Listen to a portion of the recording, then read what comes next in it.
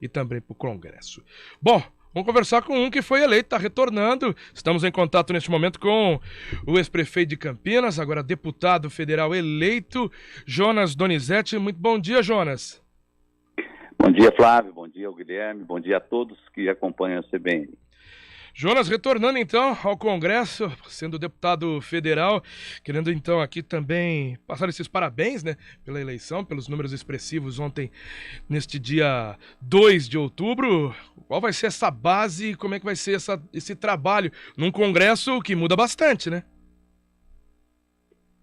Olha, Flávio, primeiro também, da mesma forma que você me cumprimenta, eu quero deixar a minha gratidão ao povo de Campinas e de toda a região, enfim, de todas as cidades, né, que mais uma vez acreditaram e depositaram voto. Eu falo que o voto é um simbolismo de confiança, por isso que é muito importante. Flávio, eu acho que eu não preciso, assim, falar muito a meu respeito, as minhas características. Eu acho que a minha característica principal é a temperança, o trabalho, né? Eu acho que nunca o Brasil precisou tanto disso. Eu costumo falar que quando eu assumi Campinas como prefeito, a cidade ela estava com muita conturbação política, a gente foi trabalhando, fazendo coisas, cumprimos 2 mandatos, com muitas realizações, e agora eu fiquei um tempo afastado da vida pública, pouco tempo, é verdade, 1 ano e 9 meses, decidi a eleição de federal muito de última hora. Muita gente me cobra isso, eu praticamente defini que seria candidato a deputado federal faltando 1 mês para as eleições, né? Mas volto com a mesma energia, ou mais até do que há 12 anos passados, quando Campinas, na época, também me consagrou deputado federal. E com a felicidade de saber que depois de uma longa trajetória de vida pública, a gente tem aí uma candidatura ficha limpa, né, que foi registrada sem nenhum problema, que foi aprovada pela Justiça Eleitoral e, mais do que qualquer coisa, aprovada pela população nas urnas.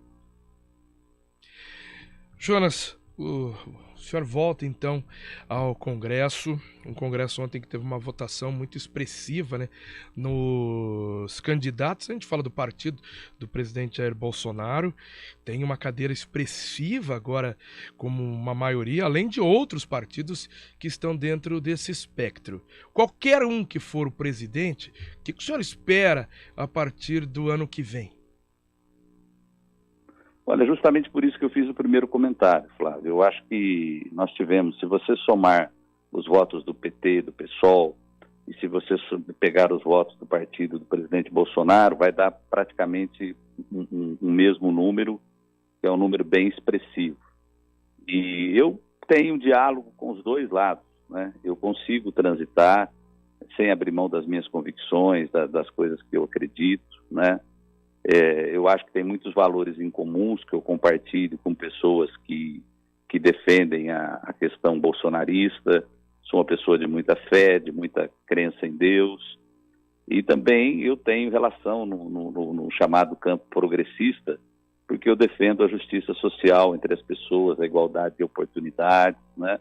Eu acredito que eu possa ser um elo de ligação e de produtividade. A população quer isso, a população quer ver resultado do trabalho de quem ela votou, quer ver a vida dela melhorar.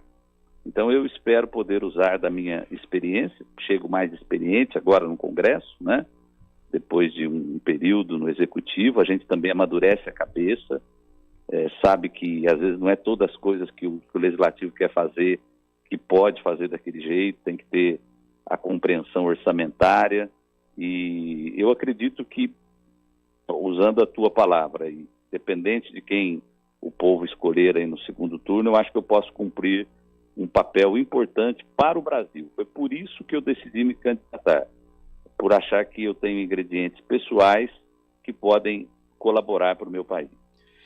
E, deputado eleito Jonas Donizete, o resultado de ontem, seja no âmbito federal, como se falava pelas pesquisas de que poderíamos ter aí uma vitória de Lula no primeiro turno, mas uma votação um pouco mais abaixo, né, para o presidente Jair Bolsonaro. E aí, quando a gente traz para o âmbito estadual, os números são muito diferentes, mas muito diferentes.